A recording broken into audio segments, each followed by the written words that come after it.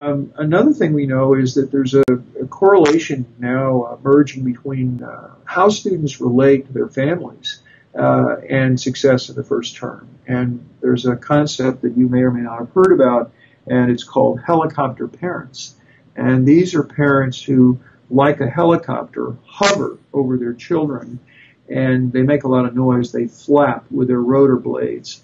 And they're constantly, because they love you and they're very concerned about your progress, and they're borrowing a lot of money to get you into and through college, they want to give you a lot of advice constantly. And there's a body of evidence now that's emerging that students do better in college if they, the students, are the ones that are initiating the communication with their family members, rather than the family members being the ones primarily responsible for initiating the communication with the students, which is to say that the more you can move towards independence and you taking responsibility for communicating with your family rather than having them hound you all the time about how and what you're doing, you are going to be more successful. Of course, that's the whole objective.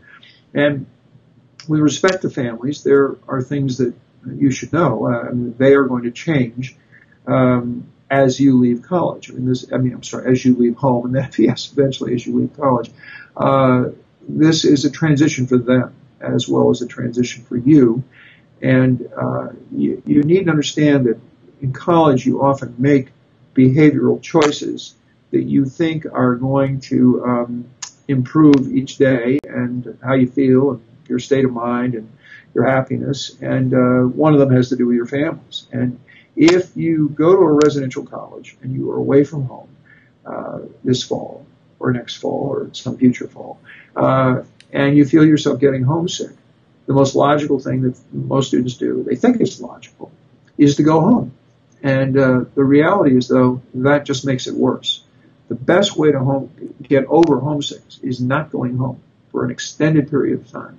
Because when you do that, you force yourself to develop relationships and get involved in activities in your new home, your new college life.